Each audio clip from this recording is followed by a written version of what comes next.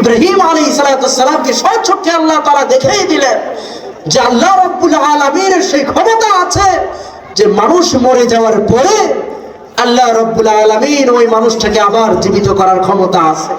আল্লাহ তাআলা এটা একটা দৃষ্টান্ত পেশ করলেন দুনিয়ার মানুষের জন্য, যাতে করে তাদের ভিতরের এই সন্দেহটা যেন চলে যায় যে মরণের পরে পচে গলে যাইবো, তারপরে কি আল্লাহ কিভাবে আমাদেরকে জীবিত করবেন।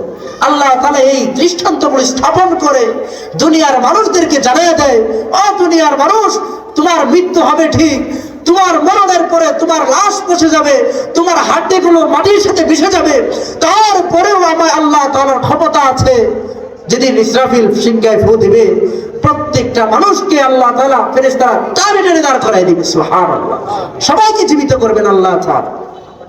তাফসীরের কিতাবের মধ্যে আসছে যে মানুষগুলোকে আল্লাহ তাআলা কিভাবে তিনি জীবিত করবেন। আল্লাহ রাব্বুল আলামিন তাফসীরের কিতাবের মধ্যে এটা উল্লেখ করা হয়েছে যে মানুষের সমস্ত শরীরটা পচে গেলেও মানুষের যে নাভিটা আছে যেখান থেকে আল্লাহ তাআলা তাকে বানাইলেন ওইটা পচে না। আল্লাহ তাআলা সেখান থেকে আল্লাহ তাআলা তাকে আবার জীবিত করবেন। সুবহানাল্লাহ। এই জন্য ভাইরা আমার, আমি যে হাদিসগুলো আপনাদের সামনে তেলাওয়াত করলাম, সময় খুব অল্প, সময় যদি আরো বেশি পাওয়া যেত তাহলে বিস্তারিতভাবে আপনাদের সামনে আলোচনা করা যেত। আমি একবারে শেষের দিকে আসতেছি। রাসূল সাল্লাল্লাহু আলাইহি ওয়াসাল্লামের যে হাদিসটা আপনাদের সামনে তেলাওয়াত করেছিলাম, এই হাদিস শরীফের মধ্যে আল্লাহ রাসূল সাল্লাল্লাহু আলাইহি ওয়াসাল্লাম গুরুত্বপূর্ণ চারটা কথা তিনি বলেছেন। আল্লাহ রাসূল সাল্লাল্লাহু আলাইহি ওয়াসাল্লাম বলেন, ইযা উযিআল মাইয়িতু ফি কবরিহি জাআল কুরআনু ইনদা রাসিহি ওয়াস সিয়ামু আন শিমালিহি ওয়া সাইরুল হাসানাতি ইনদা রিজলাইহি। আল্লাহর নবী বলেন, ও দুনিয়ার মানুষ, দুনিয়াতে আসার পরে তুমি আল্লাহ তাআলাকে ভুলে, কবরকে ভুলে তুমি দুনিয়ার মোহে পড়ে যাও, নিজের আত্মীয় স্বজনদেরকে তুমি আপন মনে করো, অথচ মরণের পরে কেউ তোমার সঙ্গী হবে না। কেউ কি সঙ্গী হবে? এই যে কিছুদিন আগে রাজ্জাক ভাইয়ের আব্বা ইন্তেকাল করে কবরে শুয়ে আছে, তারও তো প্রিয়জন আছে, ছেলে সন্তান আছে, কেউ কি তার সাথে গিয়ে শুয়েছে? কেউ শুবে না। এই জন্য আল্লাহর নবী বলেন, দুনিয়ার কোন মানুষ কোন ব্যক্তির মরণের পরে তার সঙ্গী হবে না, তার সাথী হবে না। তবে আল্লাহ রাসূল সাল্লাল্লাহু আলাইহি ওয়াসাল্লাম বলেন, কোন ব্যক্তি যদি দুনিয়াতে থেকে যদি সে কবরে যদি সঙ্গী নিয়ে যেতে চায় তাহলে সে চারজনকে নিতে পারবে। কয়জন? দুনিয়াতে থেকে সে চারজন সঙ্গী নিয়ে সে কবরে যাইতে পারবে। সুবহানাল্লাহ।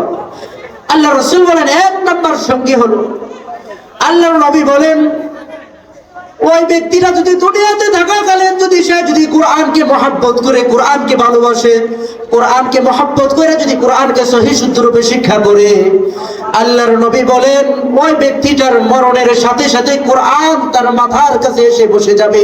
সুবহানাল্লাহ। কোরআন হবে তার স্থায়ী বন্ধু। সুবহানাল্লাহ। দুই নম্বর আল্লাহর নবী বলেন, দুনিয়াতে থাকাকালীন ওই ব্যক্তিরা যদি সে যদি 5 ওয়াক্ত নামাজি হয়, মরণের সাথে সাথে যখন দুনিয়ার সমস্ত মানুষগুলো আপনজন গুলো চলে আসবে আপনাকে একা ছেড়ে, দুনিয়াতে থাকাকালীন যদি সে যদি 5 ওয়াক্ত নামাজ যদি জামাতের সাথে আদায় করতে পারে, আল্লাহর নবী বলেন কবরে রাখার সাথে সাথে নামাজ তার ডান পাশে এসে বসে যাবে। সুবহানাল্লাহ। 3 নম্বর আল্লাহর নবী বলেন, ওই ব্যক্তিটা দুনিয়াতে থাকাকালীন যদি সে আল্লাহ তাআলার হুকুম রোজা যদি সে করে থাকে, মরণের সাথে সাথে ওই রোজাগুলো তার বাম পাশে এসে তার সঙ্গী হয়ে বসে যাবে। সুবহানাল্লাহ। 4 নম্বর আল্লাহর নবী বলেন, দুনিয়াতে থাকাকালীন ওই ব্যক্তিটা যদি তাসবিহ আমল করে, সুন্নতের আমল করে, জিকিরের আমল করে, অন্যান্য যে ইবাদতগুলো আছে সে যদি করে, আল্লাহর নবী বলেন মরণের সাথে সাথে তার সমস্ত আমলগুলো তার পায়ের কাছে এসে বসে যাবে।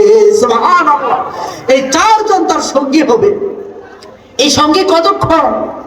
আল্লাহর নবী বলেন ফেরেশতারা যখন তাকে প্রশ্ন করতে আসবে তারা মানা দিবে। সুবহানাল্লাহ।